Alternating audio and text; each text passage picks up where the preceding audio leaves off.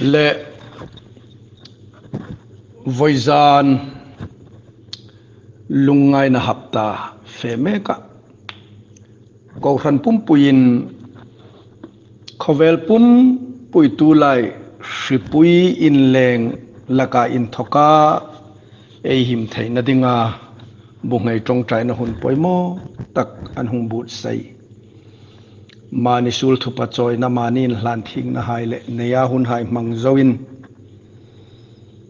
voizan huna zinga ela good friday e hang mang nok dingan ta a nidang ang nisin la chu voizan hun hai khom hin lalpa mai cham big book kilin ke sop rongbol hai nein lalpan ataksa aya bei ami pekle ati sen ayo tu dinga uin ami pek hai ei ta dinga atur na ama hri jing na dinga ei tholak rongbol tu hai fet langin lalpa inamin chuktir angin sakramen roi ro pui tak hai chen hun hai khom big ina ei nei hun ani laka nisin la khom nat na hi virus in leng in kaizap in law lein sarkar tinga thunei tu hai le medical tinga thunei tu hai ko ran tinga thunei tu hai in total lockdown la nei dinga anti la zom pein tu khom big ina mel in mukhom theinei tano a chulai zinga ina pathin thu ti ma hun ka manglai zingin ei pastor chen hain YouTube ting dam good friday sermon ro pui tak hai nung hril ta a hang hril ve kher le hang tho ve kher atul di mani ka ti jing line kalungri lakan voi vem lein voizan hunahin gas mani huna lalpa lungaya nangle ke sulin tlantinga hi khovela ahung na ahun nung amang top ting panglaya alungai na le in zoma eita dinga ahung tur na hai theyang angin voizan hin hanghril kang numa mathai zik bungsom ni le paruk chang som thum paruka in thoka ei tim chun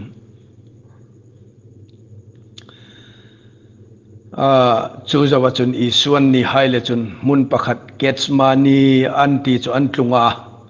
chunama chunein chuk tir hai kuma sotaka kavatong trai sung po hitaka hin lo thung ro ata chun piterle zebedai naw hai pani chu athuya alungai na lungin jing beka chunan kuma kalungri la lungai beka thina khop rawani hitakai numun la mi veng pui ro ata chuntlom ten mating ava fe de pa lungai ngoi le beidong ngoi abok khupa atong trai ta opa athei chun hino hin mikhel ram ro se nisin la khom keima thu nilovin nangma thu nilem ro se dina tong trai ya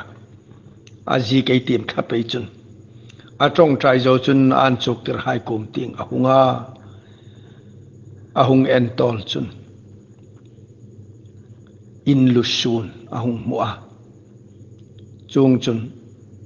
pitera kuma e khai nang nin dar kar khat khomin mi veng pui thei no ni mo khem nain lut no na ding in ring zingin tong trai ro tharau chuna pe ya ti saruk chu rat no ni ata a khila chong chun lungai tak le beidong takin a tong trai na ting bok chun fe nokin a man samdan pa ngai bokin tong trai na vanei nok ta chunga va tong trai nok chun ka idon lawa hino hin amikel thei lul no chun nang ma thu ni ro se atinok ta lalpa ku ma chong chon trong trai na lan nok ta a trong trai zo chun hung noka in chuk tir hai kum ti hung pan nok chun in bokinong munoka bible en chun an i mu su lesia tini athang e hang tim nok chun a voi thum na va tho zawa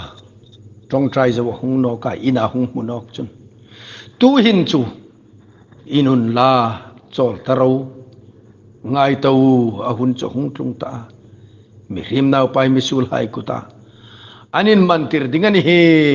atia a hil suk ta nge ni voizanin ka ngai tu a hun lim ta nung hai ei hun thanei lai po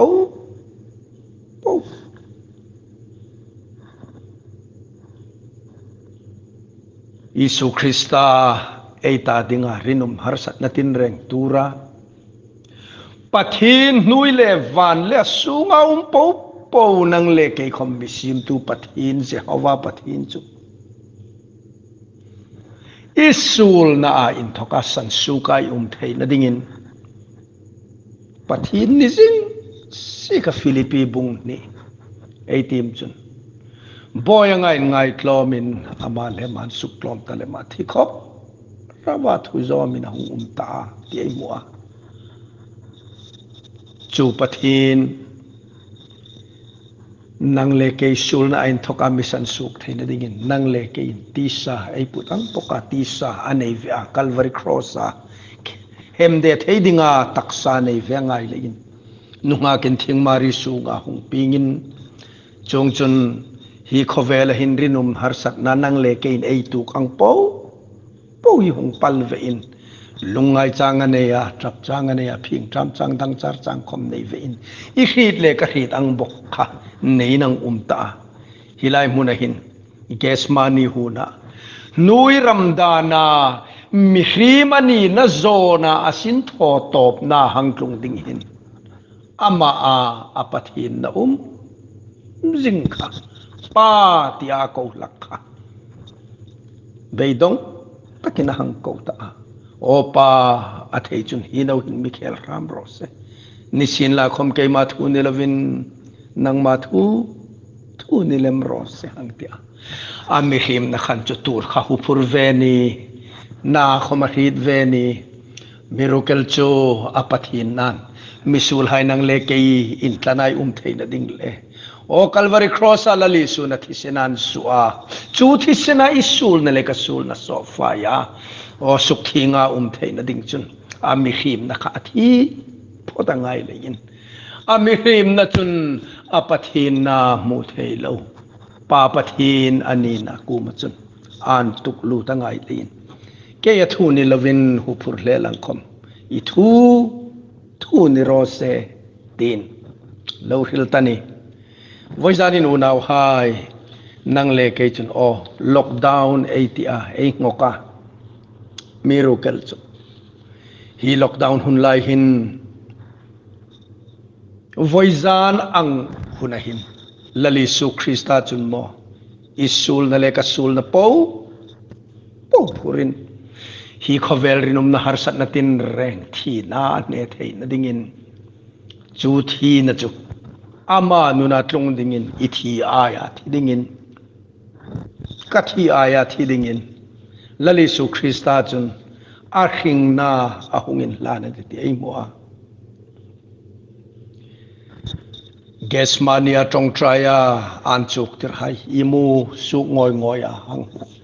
an lo in lusuk san ahang mukhan alungri lana beka dar kar khat tau khamin mi veng pui thei no ni mo ahang ti chununga wa fe wa trong trai no ka ahung no ka in boka hang puchu an imu su klesi ti bible in record pek ni unaw hai hi total lockdown nei tu ka in thok hin nang le ke khom khovel ting panga lali su Krista ei in lusuk san na tinga in thoka thang zai rel ve no chun ato taka in chuk tir hai ku ma o tu hin chu in num chen chen intaro ahun atlung tatiu ni tlung ata an lalpa anungan ni zui an ingkima an ingkim man peka an uma beitong taka an angel kan hi khovel nat na rin len mekin amizim jing lai na mizem jing lai na mi fang mek jing lai unaw hai lalisu krista in santu khovel ting panga imu suk alo in jing tu inia kanini chun lalpan hun sot ni ngak tan on ni to pa chun khai kanaw pa kanaw nu ke ating hin dang char na le phing tram na reng reng nei na mi be sei na reng reng nei lawa khovel ting pang ringota ilung rin le ingai tun hai ipek mo ahun tok ta i tu hin chu inum chen in lal na thu nei na khovel ro pui na ting panga ilung ril petarole ahun atlung ta mi hung ti pek sin la lali su krista hung hi lo hung tlung ta thu thel sin la voi zan in lal pa hi tu ngam veng itim tu ngam veng ka tim ti en ngai tu poimo len kang rita zohana zik bung som pariti ngei en chun ges mani hu na khan khang khan atong traya ahuna tlung ta ti phing khan lalpa na lo hril lo vong ang khan an chuk tirlaya mi pakhat chun an mantir dingani ti a hrit chinga chulei chun bible khomina lo hril a bei fatu nge a thui thui hailaya mi nge khan anal pa hi tangka som thum chawina zora rom sipai hai ku makhan alo pe ka lawin mantir ni ti ei mua chong chon voizan huna rinum san thlawai tak lungai na zana hin ilal pa le kalal pa chun mo pathin ni si nang le kei ama anga sim hai sulat lutanung hai ama ei ang nok theina ding le ei ta dinga chatun ram moi ro pui te kelami bu sei pe ka ein loi ve nok theina ding chun athisen in so ami hungin tlanangai si legin voizan huna hin lalpa chun lungai takina huna manga chong chun chong try na hun hai hil khom manga ni ti ei mu bible ei mu chun Isu Krista kami khimani sung khan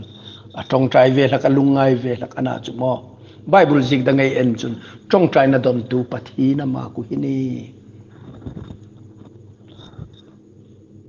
zon bung sompali chang sompali ei tim chun ing khom ka mingin ka kuma in ni ta phot chu tho pe kin umin ti trong trai na don tu pathi na ni amiru kel chu hilai voizana trong kamayang muru khichu ami khim na trong kamani ti kha voizani thri thar no kin la kang nu ba zon bung som parit na thwalem chun mo chunga an mantir tu ding judai sakariot in sipai hai hung thuya fop thing hlim ni om taka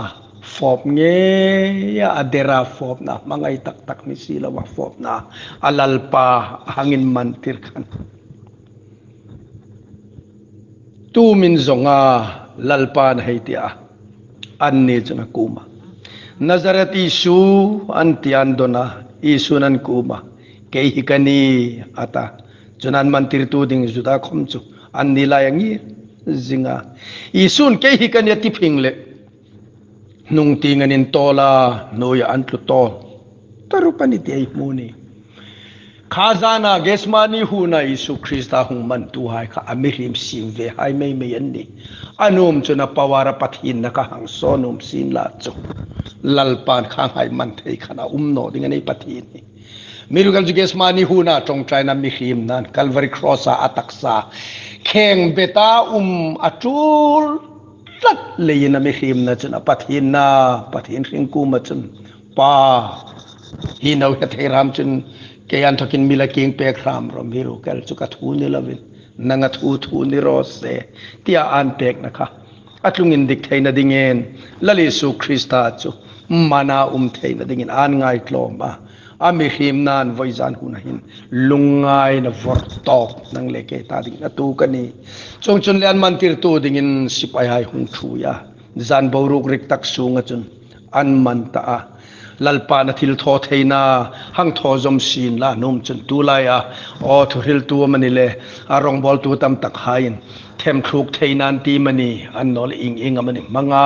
a thilanang tho a mian ne ang khom hin lalpa chuna num chuna tho thei talu miracle chu lalpa chu chu tho num no a tho dinga I len suk ding a mi him nan mi sul hai nang le ke hai a thisanin su nge ya an tlanei ngai ni te khit ching lein apa kuma apathin na kuma khan an tuklu ta chung chun lalpan rinum chu voizan hun ha hin na satakin au turani te ai mo pastor thangurin hlalo phuka la phuk na chun amen roi ro puyan thea ke lalpa chun Jerusalem khardan chung hnunga son ataksa le thisenin roi lungsit chot oin na wahang buna hi thu ya khila in mi khil jing na ding in hi tho lak rau atia achunga thil tlung ding hai chu rezingin la sim tu chun mo o van ring nge de mo kalal parui che chu lungai sum jing no ya lungai na mit tuile kalal parui che chu kil tu hai chu dawra lalin chang ta mo avalai na thak nge de mo abei fatu na ke artu ake khong achunga an le khum ta ti zi kha hung tlung theina ding ta lali su Kristan mana umma khan fe kan roi che an nei la ya kutan mang ang khan ama khomen a roi che na nun ta kan chok tur hai ku ma sacrament roi lalpa zan bu ei ti hi a the pu yani chong chun chu roi long sit ta kel a the na achun an man tir tu ding pa juda isakariot ngai khom kha umani lali su Kristan nang le ke ta dinga lungai na atur lai hin thang pui tu ding mel reng mu ding no a azui tu ha in chapin lungai in o sum jing nu ya chun an pana athi na nau ding hai chu achunga tlung no ram ding in ges mani hu na khom khan lalpan o mai hrim na chuna pathin ku ma chun alan ni ngong ani nisin la khom pathin chatun rem rut nan chu adon nge dinga alo rut pe kani lein achunga hung tlung ta a thang pui tu ding khom nei lovin peter chun kol nam phoin sipai highlight bi pakhat na kor chu sa thak nge miracle chu lali su Kristan peter kha I kol nam kha bom sunga thun nok ro atia chuna kor isa thak pek pa khom chu man tum tu ding sipai hai mit mu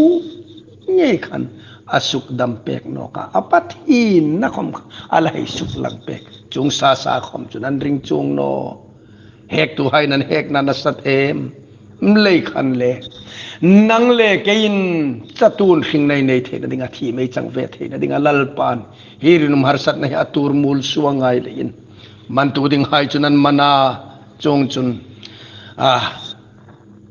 an som tani thim pu ma ting panga an som phei tani te mu a ges mani hu na thong trai na khang kir no kin la mi khim lungai ngoi lungai le ya khan tui thi sena fari voi su ni chen hin pakhat complete kala nei no elal pai su Krista chun mo nang le ke ei sur da po pur dinga Calvary cross a ring na ahangin lan ding tak khan chu mo alungai bek athil tur ding kha athan thisani na farani ti ai mo thisana ngina far zoi lungai takina umani misul hung pung khom hai chun chung khopa lungai ei pathin lali su Krista chu an man tan som phei ta chung chun o Zion khopui mi pui pung khom hai an hunga an mabula chun anang som phei ta karma salail khan isu Krista ro pui takin Jerusalem a choi moi na ludani te mo amatinga fele nung tinga fe hain hosana lalpa pinga hung chu in pakinum rose ei pa Davidaram hung tlung ding chun pakinum rose chung nung takakin hosana tinan kheka an choi moi lui ni te fit a miracle chu chunga isu Krista chu manang phing chun mo hosana rol ri kha hungin dang zo ta hosana rol ri khek tu hai khan cross hem dero cross a hem der tin an khek ta suk el nalal pun hai ni siltira on khum pa ngai khom ni lovin ling lukhum anin khum tira Calvary tlang panin o mi puin ei pathin lal pai su Krista chu nang le ke lein an som tani unaw hai mi pui pung khom hai chun mo aman hem de na ding cross khom chu zuk put pekel le zuk choi pekel khom lawin ama ngen hangin put tir no ka hinge mem hin mian in ring lakamani katilak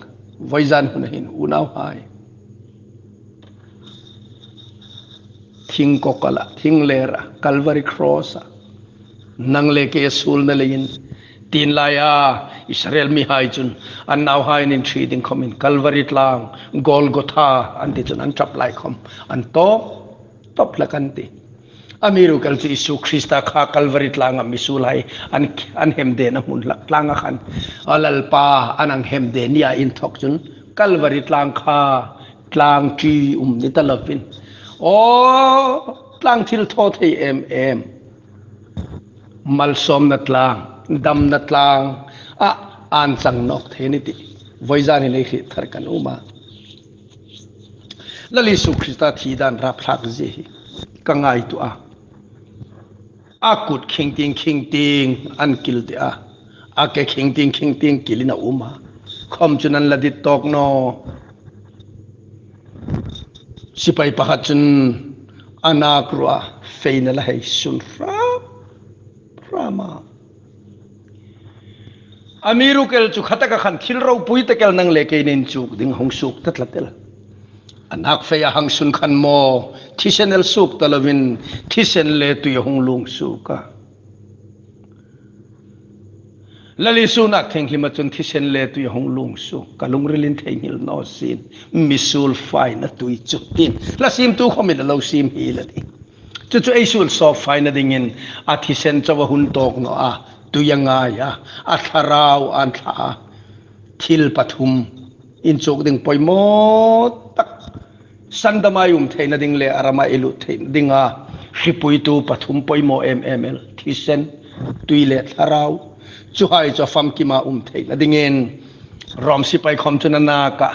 ahang sudani kangai tu Andaman Nicobar Island ka umlai khan pastor pakhatin Hindu thim pu hai hin frider lovin puja an thonai hin Sanskrit chongin an lovin samplaka chuchu ei pathin lali Isu Krista antina niti han rit derno atia mihila uma chuchu kangai to voizan hin Hindu pui thim hai chun agarbati hai roin anin thunga bufai dam le thildang dang hai the pumin Om Sri Panchakai Namaha antan kheka in thoinan ne puzan ne ya chu Sanskrit chongani a Hindi chonga hangin let lingchun atak sa lim mun nga tur pathin chu chibai buk ro tinani voizan hin ka unaw dit tak hai sa khu chidang tang chitam taka uma Jain sa khu uma chongchun Buddhist sa khu uma Hindu sa khu uma Muslim hai khomin sa khuan ne ya chi rang Zoroastrianism ani ti hai sa khu chidang dang uma chung hain pathina ani bik pathin atak sa lim mun nga tur pakhat khom hi ding mu ding no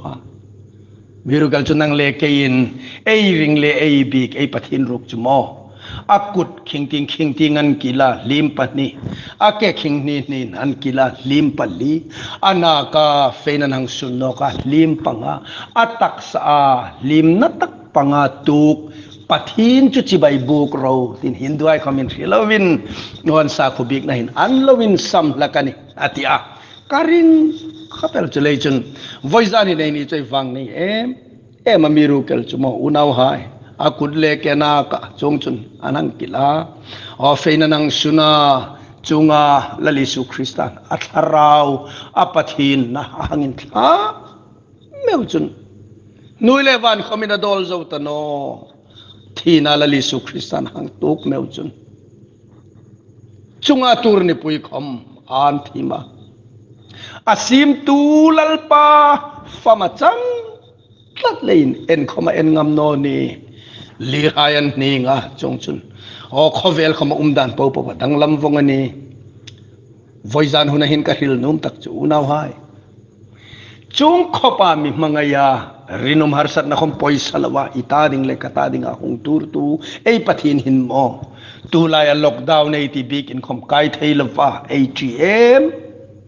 em COVID-19 coronavirus a in thok khomin amisan him theya ataksa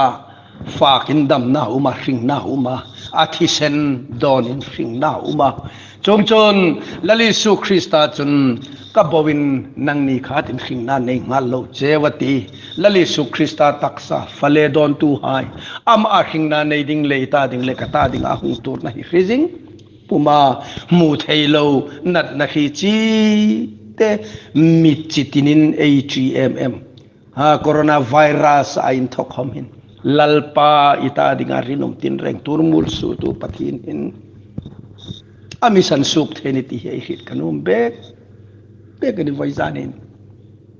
Isu Kristane mi mangailen Calvary cross king na hung pek ta a chu zet chun van mangai na lalpa mi mangai na chu Calvary cross ko kan apu koi ta a mi himing ang asul khom ni rose ing anga rethei khom ni rose ing anga melsi khom ni rose ing anga lekha thim lo khom ni rose lalpa nei re in ang khatina mi mangaya akum tinga pannum tu hai le amaring num tu hai lalpa Isu Krista ming trom num tu hai ama ming an sul hai ngai dam na dinga an sul hai so fai num tu hai le a tharau thing limpek dong num tu le tharau thing limpek na a en kol na nu ya in tulut num tu hai sing na thing lim taka taksa le lungril le tharau ngai tu na khom vong thing lim num tu hai chu lalpan aram moi ro pui takel an au hai ta dinga bu sai chutaka in loiding chun unaw voizan hin a bilawlak nga zingani lungay mangang na to pelahin lom na malsom na umrok lang khovel thilakhom lungay mangang na nasa taktuk puma rinum harsat na nasa taktuk puma minin but say na anay chun exam masun ding khom disin la chu exam chun apas nge la loting na raw puy takela pulang lalisu Kristan itur le katur dinga phal no lein chatuna e tur dinga phal no lein lungay rinum na for top ami hung tuk pe ka Calvary cross a mangay na ka ahung sukpuk koy ta chu mangay na puk koy o chu tui puya chun tu hinen leng me kani unaw san him na long lalisu Krista panay tiwa sang ni le som ni bikin khom kai theilawa man in mun senga Good Friday le Easter Sunday program mang tu ding hai khom lungril le ti tak zetin lalisu Krista hi low covetiva low being eitiva low ne eitiva khovel thil misuk nok thei tu po le lalisu e in lusuk san na po wa in thokin changhar tu mai ti ban no chun zirti rai ang tu hin chu interawin num chen interawati hunat lung chun an lalpa man pe kina umane lalisu Kristan in num chen interaw poitano e kami thinglim hai lording in ka hung dingan ta tisila e chan chu si em dingani FCG bunga na thoi e en chun nangin lusu mi thilaya in thokin thola chung chun Krista sun hung el varati che ati e in lusuk na in thokin khovel ting pangalal pa in mangsan na in thokin thildang danga lalpa elo in lusuk san na in thokin unaw hai voizana in thok bekin tu ta e boruk mang mek tul khom suk thelo ulenaw hai le khom in mu thelo sung le ku khom in kan po thelo ko ran hai le khom mudat langa bikin kai thelo wa hunei mang mek hun sung bekin har thar zai re leitiwa lalpa ting hareitiwa lalpa ta ding nei hing duni in hlan thareitiwa lalpa diddan agi nei hun hai mangai tiwa kumdang ang no taka mudat langa Good Friday le Easter Sunday program bikiray mang thaino komin mani in sunga lalpa hi lovin tuk puin lovin pol puin lalpa diddan angin ai hing nun mangtum singay ti hi kanum bek lein sermon thim tam tak hain han sermon hai hung thak ta hai sin la khom kalung rila juk siplim ve em lein voizan hin hilai thu hi toy tin kong sukrik ven e thim lo taka e hang hril lalpan angai thatu hai ta ding e chan senga tharin mal mi som pek ro se amen.